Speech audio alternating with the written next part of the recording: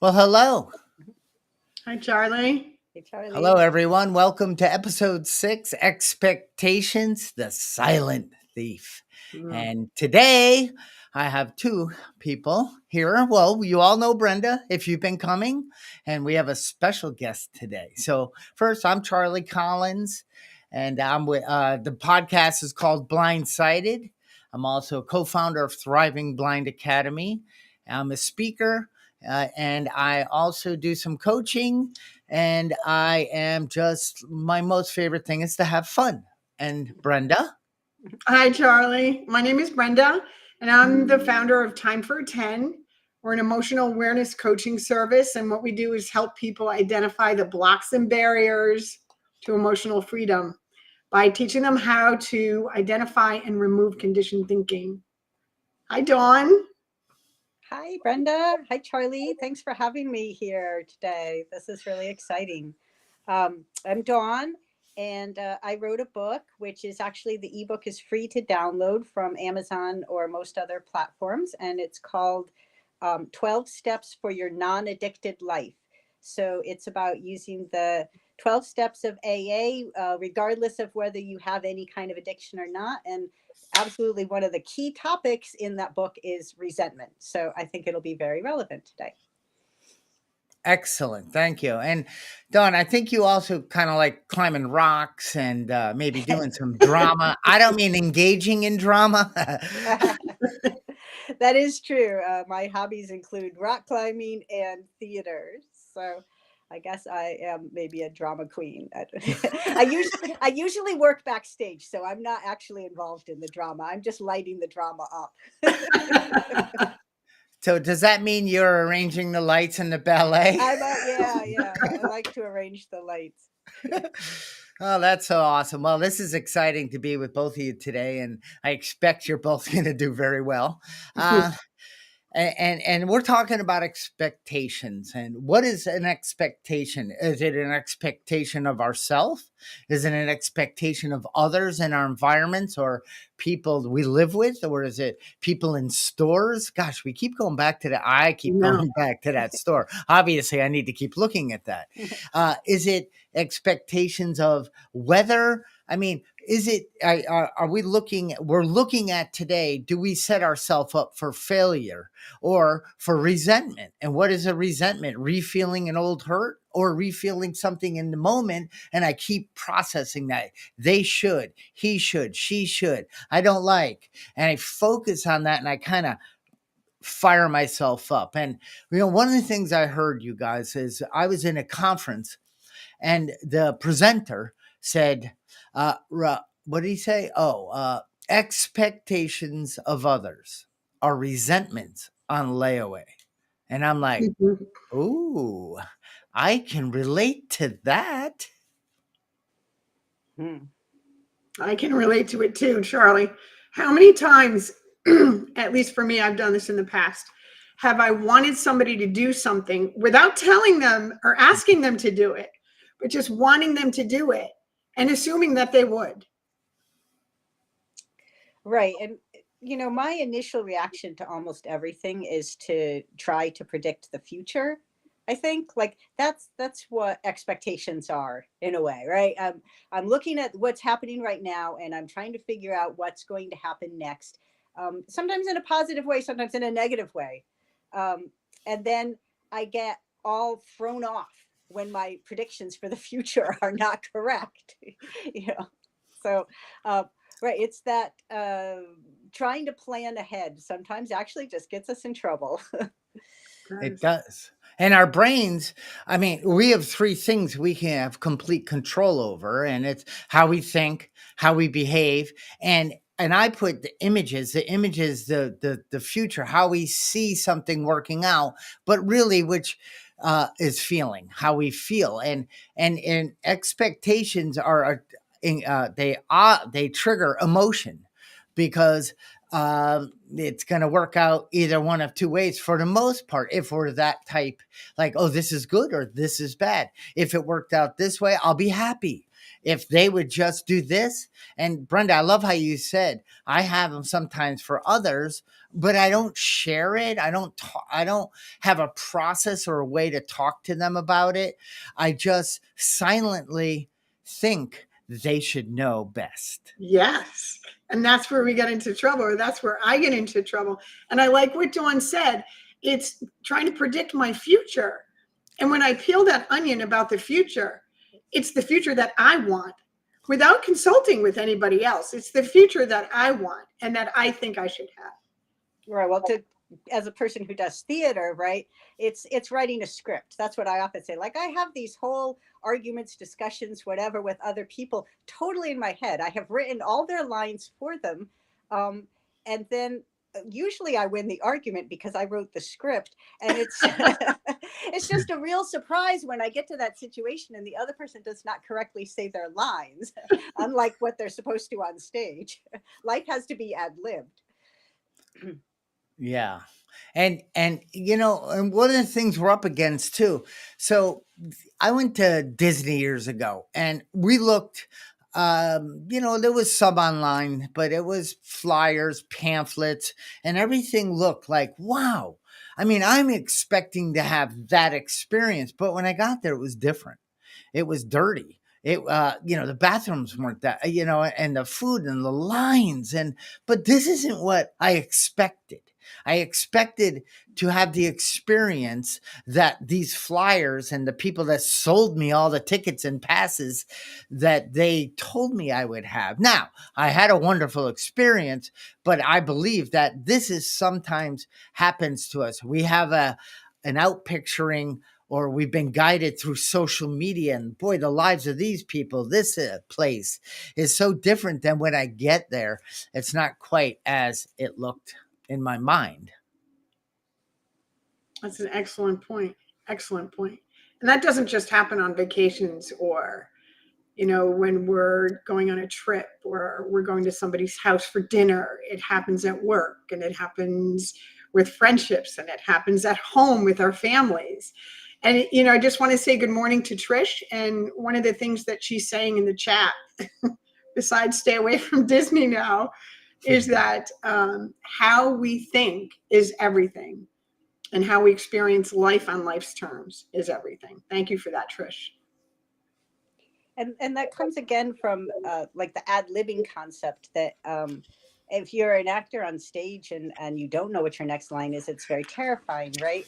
And in fact, us as human beings going through life, we find that scary too, or at least I do. Like, this unknown future of not knowing, of not having expectations is very scary for me. So I plan out, I script that thing, and then I feel comfortable, like, yeah, okay, then I'm going to be okay. I got it all worked out. And immediately it gets destroyed, right?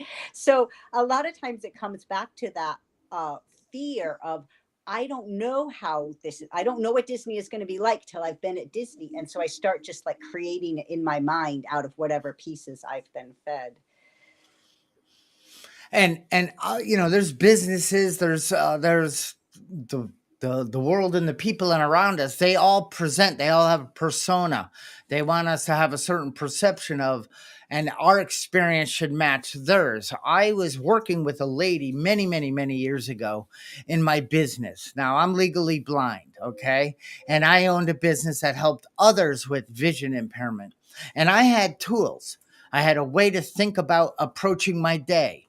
And I had the tools I used to magnify, to listen to the computer, to magnify on the computer, to light the room properly, or the environment I was working in. So I'm working with a lady who had 25 years on me. She had the same condition in the eye, pretty much the same disability. And I said, I knew exactly what was going to help her because it helps me. And she goes, I don't like that. And I took it personal. I'm like, no, the teeth are going together. I'm like, this lady's kind of stupid. I mean, doesn't she get it? I know what I'm talking about. And she can't see it the way I see it. Then I'm starting to feel that tense in my body. Oh, wait, that's called the resentment. and I was like, well, I don't get it. This helps me. And she goes, well, is it possible there's other things or ways that I could approach that I would get benefit and be able to live independently? And I went, what? I never thought of that. Yes, there is. And let me help you. And then she found a set of tools and thinking that helped her thrive. And she taught me a lesson very early on when I opened the business. The way I do it isn't the right way, isn't the best way. It just works great for me. Exactly. Exactly. It's a really great point. You know, we tend to see, or at least I tend to see myself, right? You keep saying we. I used to have these sweatshirts, and the front of the sweatshirt said, "It's all about me" on the front, and the back of the sweatshirt said, "It's not about you." And I used to wear it, right? I used to sell those sweatshirts, and people would get a big kick out of it.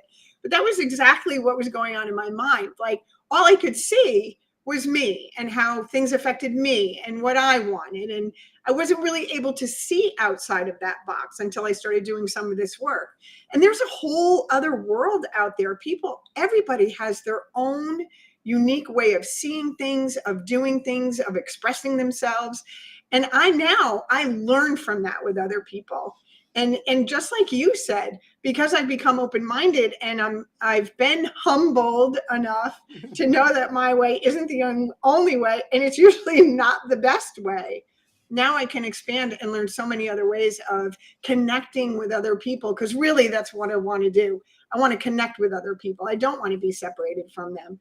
And by allowing myself to expand in that way and learning from them, instead of telling them how to do it and forcing my expectations on them, you know, my life is just quieter and calmer and better. It's funny because that comes up in climbing too, that when you're trying to do a climb, it feels like, well, this is the easier way to do it. Like if you put your right foot here and your left foot over there, then it's going to be easier. And we call that beta. I love to share beta. Like I want to tell everybody, no. See, if you put your right foot over here and your left foot over there, then that'll be easier than the way you're doing it. And I'll say, it's not easier. And right, because we are all different. And you're right, Brenda, that not only am I annoying when I get really insistent on my way being the best way, but I actually close myself down to the possibility that my way is not the best way, and maybe they have something that they can show me. Yeah.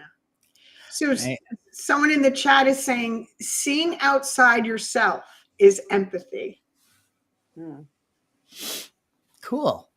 That famous question, would you rather be right or happy? And I remember somebody asking me that way back and said, would you rather be right or happy? And I said, both. And I always am. So next, because I don't want you, I'm not willing to open the door to learn something new. I'm so frustrated with the things in my life that I can't possibly let you know. But obviously that person was aware or could see that, is it time for the door of willingness to open a little bit and help us? Because again, you want to trigger emotions, and emotions are good, and they could be bad, but they're teaching. Brenda, you always say, don't look at it as it shouldn't be this way. It's your body trying to guide you to the next right thing for you. And when I live in an environment, or I go to work and I expect colleagues or people in my home to act and be and do a certain way, because then I would be happier if they just did it a certain way. I'm the one who suffers because I'm not willing to share that with them, because they might not do it. It just twists me up more and more. It does. You bring up a really good point. It's funny too, because I just did a little training video on this about having a loveless moment. And if we allow people, because one of the things you said about being right or being happy, so there's two things that I learned, and I don't always practice it, but I try really hard to. And that is just, somebody can't always see your point of view. They can't see what you're trying to share with them. And so I just say okay on good days. I just say okay and I walk away and I give them the space they need to process it. Whether they see it my way or not doesn't matter, but I no longer engage in the fight of wanting them and needing them and showing them how to see it my way. And the having a loveless moment video that I've worked on and am deploying this week is about when somebody's having a loveless moment and they do something that's distasteful or that upsets you or triggers you in some way, instead of engaging in the moment with that situation, if you just allow them to experience their loveless moment and you disengage and walk away and give them the space to process it, they'll usually come back after a period of time. And actually, Dawn's to my right. She's the one who taught me this. They'll usually come back with a different perspective if you give them the space to process that on their own, instead of reacting and going in and trying to convince them that they should be seeing it a certain way. Right. Well, it's important to remember that all of these expectations that I have and the script that I have written in my head about how everything is supposed to go, that other person has done the exact same thing. Like Yep. they have expectations, they've written their own script, and I am not following their script. And so, right, I need to extend to them some patience to reorient themselves, just like I sometimes find it difficult to reorient myself when I realize, like, no, my expectations are not going to be met. People are not always going to be happy about that, right? Just like I'm not always happy about that. And that's not about me in that moment. And it's not really even about whether I'm right or wrong. It's about that their expectations just failed to meet reality. Whew. Right? Yeah. I don't like butting heads on scripts because I mean, there's absolutely no discussion. Mine's right. Well, you're the director, Charlie. So. I thought well.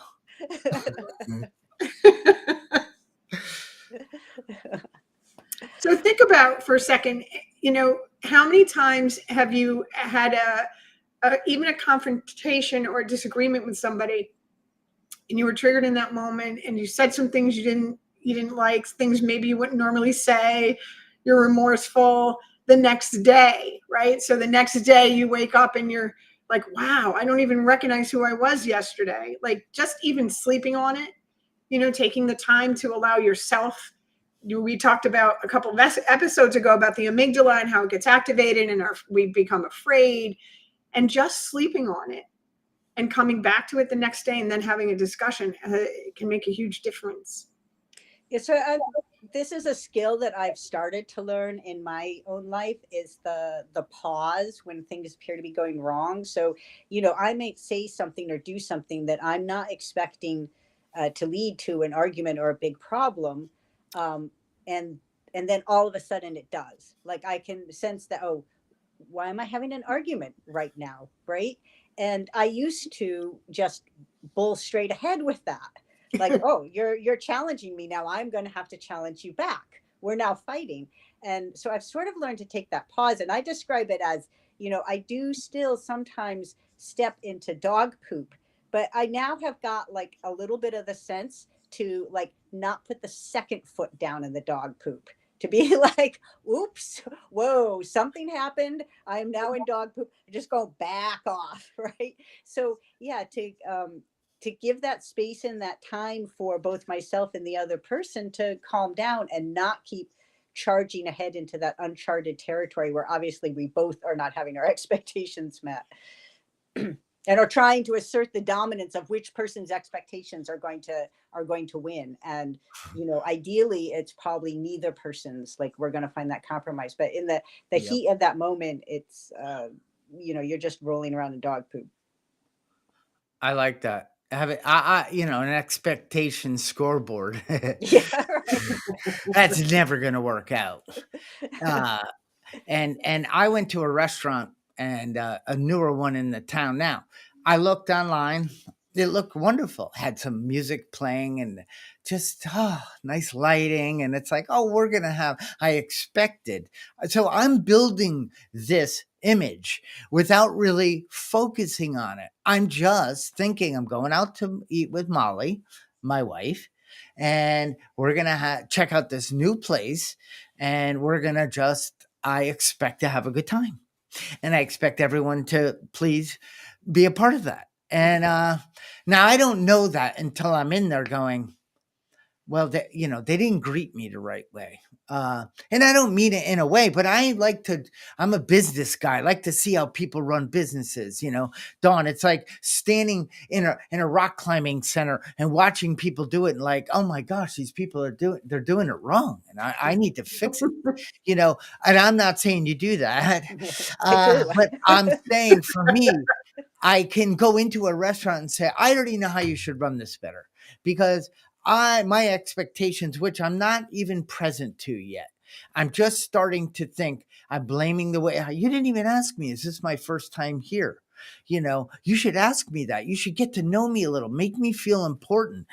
Tell me what's good, what's new and good about this place. Why would you want me to come back? Well, they don't train them that way. And then I'm thinking I should offer a coaching program. And but I have an expectation, then it hits me and I'm starting to be a little crabby.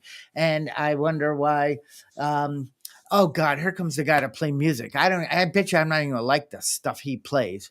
And then it hits me. Just like I'm starting to battle a pre-done expectation of my experience. I'm not present in the moment. I'm fighting the script I came in here with, and now I'm going to let it go. And, that makes me think about just the unrealistic expectations of smoothness that I carry with me everywhere I go, that everything is going to be smooth. There will be no traffic jams. There will be no delays. All my gadgets will work correctly all the time. And that dishonest expectation of smoothness just sets me up so bad for resentments, because an honest expectation would be that, probably 1 out of every 3 times you leave your house, you're going to hit traffic. That, at any given moment in time, one of your gadgets is probably not functioning correctly. Like that would be a more honest expectation, which I often fail to have. Great stuff. So I'm just going to read a comment in the chat, if that's okay. Is everyone okay with that? Yes, ma'am. So Imagination, the Awakening says, anytime we try to convince someone of something, we are in a constant climb to keep them convinced. Really good point. By being consistent, the never-ending example, our actions speak many more words than sounds. And a shout out to Cassidy as well. Good morning. Wow. That is cool. And let me just do a shout out. That is Stanley, my buddy. And he is, we have 3 calls each week at a certain time in the morning, and we bounce ideas. We hold each other accountable. And sometimes we have expectations and get a little aggravated, and we work things out. And I can't recommend enough that people, find someone, a platform, a coach or something. If you're finding yourself expecting something outside of you to make you happy, to bring you more money, to get you more peace in life, if something you're looking outside and you expect a human being or an environment or a thing or a gas line, you know what I mean, pulling in to get gas. If you think these things, if they just worked out the right way, then I would be happy. Keep coming. Good suggestion. And Dawn said something about pausing, and we've done an episode on pause, process, and proceed with purpose. And in the pause, you can ask yourself questions like, how important is this? Does it really matter? What am I even engaging in this for? Am I trying to get control? Am I afraid? Am I, what is really going on with me that I'm even, spinning about something or trying to vie for control or wanting it even to be a certain way? Like when I get stuck in traffic, I used to drive a lot. I used to drive from an hour and a half in the morning and 2 hours at night to work. I don't do that anymore, which is great. And I used to get all upset about traffic. And then I found audiobooks, and I was like, now there's a traffic jam. And I'm like, yes, I get another half hour of my audiobook, right? So instead of focusing on how crappy it was to be sitting in traffic and not getting where I wanted to go when I wanted to go. There was something positive I could bring into that space and do instead. It took me like a year to get there, but I finally did get there. That's the like the ad-libbing of life, right? When I'm not running on a script and I am prepared to meet what's happening as it's happening, I can find the goodness in that moment, the thing that actually, oh, okay, I'm being steered towards this instead of that, right? Letting go of whatever expectation and script that I had written, and just being open to the flow is gonna, I'm gonna have a lot less stress in my life if I can do that. Yeah. And the number one admittance or emergency room and things in hospital now is mental health. So I'm out there thinking at times, and thankfully I've woke up more, but that others, humans, should act in a certain manner because it's just better for me. and but I don't realize they could have some sort of malady, a disconnect. They could be going through something very difficult in life. They could be battling some depression, anxiety. They could have just lost somebody, and I'm expecting them to conform to my pre-written script that I downloaded from Dawn's website. Uh, you know what I mean? And it's like, whoa. And Dawn, you just said that. It's like, I just want to be. I'm just going to go in this place, and I'm not, everything is reality. It's going to happen the way it's gonna, and it's only how much am I going to smile? What can I do to support these people? Because I've learned that I used to think everybody had it better than me. I expected my life to be different than it was. And the higher power made me blind, short, not that smart. And I lived on that. And then I woke up to that's a big lie that's killing me.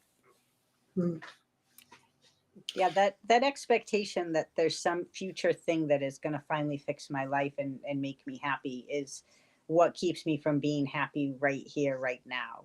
Yeah. Because the truth is, you can only be happy right here, right now, right? I like to tell this story from Alice in Wonderland, Alice Through the Looking Glass, actually, about where Alice is going to go work for the White Queen, and the White Queen is describing what the salary is, and she says, and we get jam every other day. And so Alice is like, so do we get jam today? And the White Queen says, well, no, we never get jam today. We get jam every other day. Right? And I feel like that's how some of us approach happiness, is like, I never get happiness today. I'm going to get happiness every other day. I had happiness in the past. I'm going to have happiness tomorrow. Happiness is something that happens every other day except today. So my motto is kind of jam today. I love that. That's great. So I want to ask a question. I know, Charlie, I'm going to shake things up a little. What about expectations we have of ourselves and how that robs us of happiness? I mean, forget about all the expectations we have of others. What about the ones that we put on ourselves? Yeah, that's a great topic, because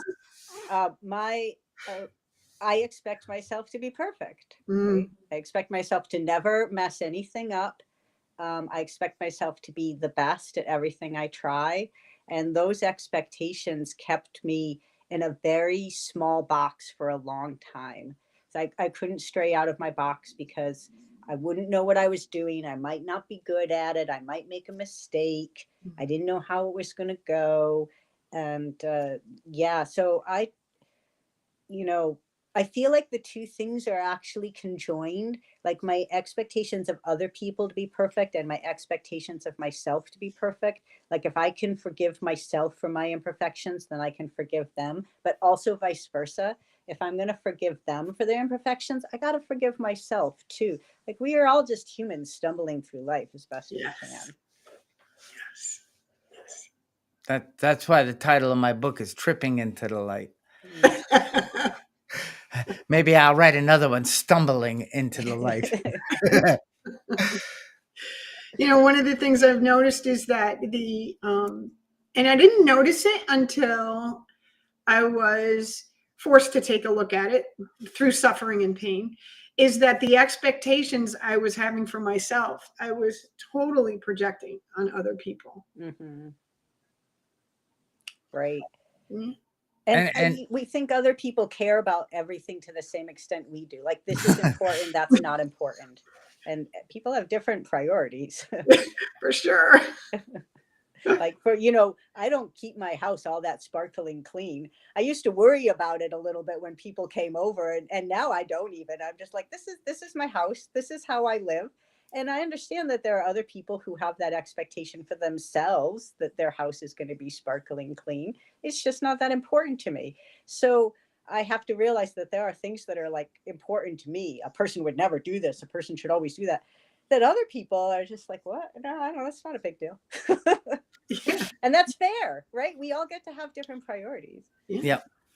Yep. And I like that because my garage has to be organized and perfectly clean and lit right. And now and that's because of me, not because of if you walk in it and it's not that way, you might. And now the old days that's different. But if you walked in there and thought, "Oh, what is wrong with this guy? His garage is messy, it's not lit well, his tools aren't organized. I mean, this guy's obviously a disaster." And I don't know why that comes to me. Maybe I've thought that way in someone else's garage. Uh, Don't Maybe come to I my thought garage, that though. if I had a nice garage, that I would then be happy and you would accept me and you wouldn't think I was a loser. But now I have a garage that's organized, well lit, and things because that's how I operate best in that environment. And if you want to come in and judge it or tell me it's good or bad or indifferent, that's on you. It's beautiful to be able to think that way. There's so much freedom in that, to just be you. Just be you.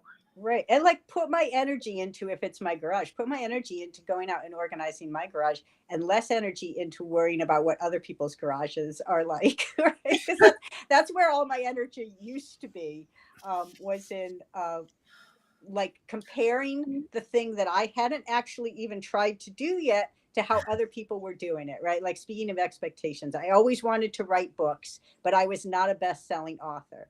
Now, I was primarily not a best-selling author because I had not written any books, right? And and because I never got around to the writing the books part. I just went down the road of like comparing the book I had not written to the success that other people were having. It's so like these days I try to flip that and just put no energy into what kind of success or other people might be having, and just put my energy into me doing the thing I want to do. And it's going to come out how it comes out, but at least something got done now. At least there is a book. It's still not a bestseller, but there's a book. And you're not defining the worth of the book on whether it sells or not. It's how you felt about doing it. Yes, you know how Yoda says, "Do or do not. There is no try."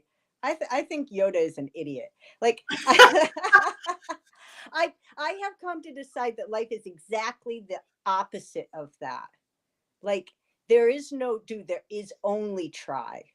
Like, that is where the magic happens, right? Is in making the attempt and actually being in that moment, trying. And that's where I get my growth, where I get my satisfaction. At the end of the day, it almost doesn't matter what the outcome of that was. The outcome, the thrill of the outcome, if it's good, is fleeting. The feeling of actually being in the moment and just being engaged in what I'm doing without expectations, that's the gold, and that can really last. Wow, that is so profound. Wow, I love that. So people tried to help me, and I don't know why they would even do that. I don't need your help, but anyway, they tried to help me, and I shut the door on that. And Dawn, to your point, now if they said I'm here and I'm going to help you and you are going to change, obviously that's what I thought they were saying. But what it did, they tried. And then they went on back to their life. And then I got mad because they stopped trying. But anyway, they planted a small little seed, and that that started to germinate, and then maybe somewhere else tried to help, and maybe I went to go try to find some help, and eventually the germination process. But if people approach it like I'm here to help you, and if you don't jump on this with everything you got and fall through, I'm done with you. No, they tried. And then they looked for another door to open. And people didn't give up on me. And I know you, all three of us can relate to that. We try to help people. And when the door of willingness opens enough, when we don't have an expectation, you're going to do it the way I present it to you, and you're going to get better the same way I got better. And you're going to no, I'm just going to try in this moment and allow the outcome to be in somebody else's hands. Mm. Right. And it turns out that is the only way, I think, to help people, is to not have the expectation of what their result is going to be. Because otherwise, as we've been talking about, expectations lead to resentments.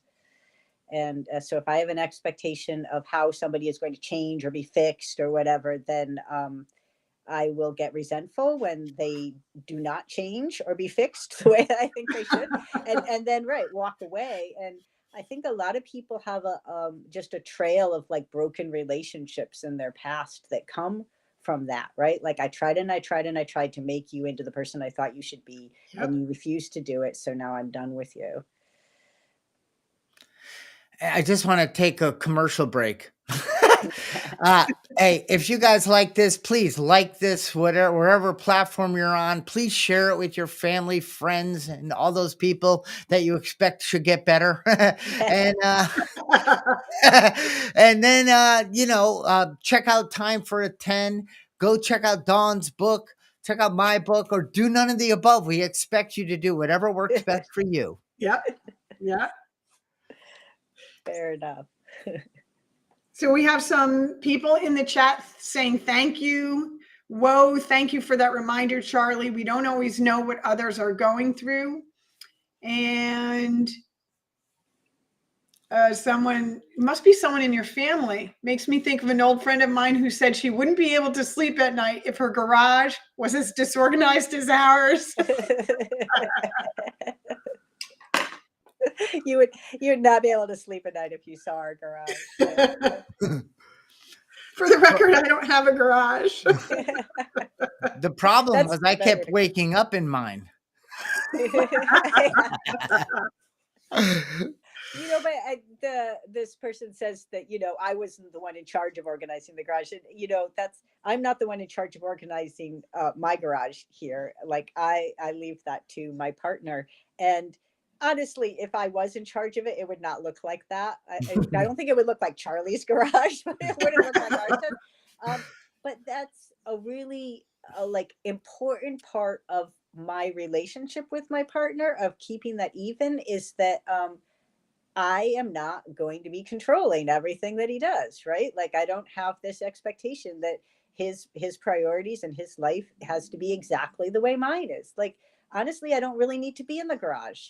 So it can just be what it is. And if I'm trying to control everything that like he does, all of his domain, we would not have the relationship we have, which is very peaceful. Like, I don't want to argue over the garage. Like, I don't want to be that person anymore. Mm. And I like that.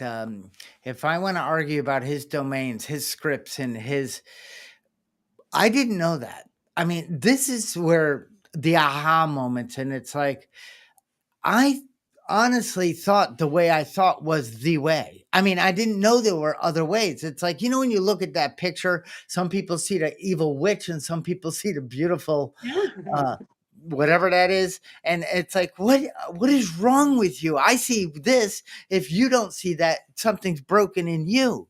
And it's like, the way my neighbor arranges and does his car, garage, and environment, it works for him. And I don't need to go in there and dictate, you have this wrong, bro. No wonder why you're so miserable. I'm not the one who's miserable, he says. He looks at me and says, you're the one with the problem. I love my garage. It's like, I don't like this. So, and this isn't, I'm just using as examples, but I know the three of us, we've all faced that. And we've all had to take a look at that. And my bed isn't made today, but I'm going to go out and make yours. I'm going to tell you how to make a bed, but I haven't done mine because mine isn't the problem. It's yours. Mm. Wow. So true. very And much. so lying.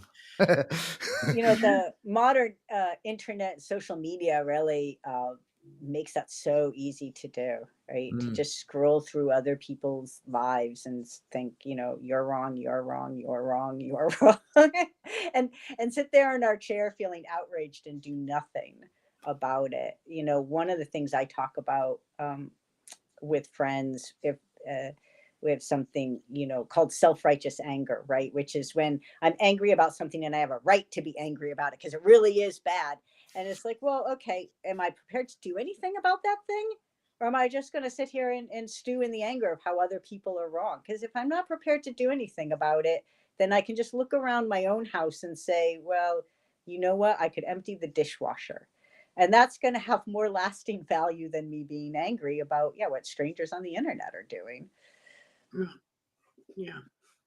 And it's not only do we scroll through the way you were saying, Dawn, and we pass judgment on what we're seeing, and we compare the other person to ourselves, and we either find ourselves better or we find ourselves lacking. And Yeah.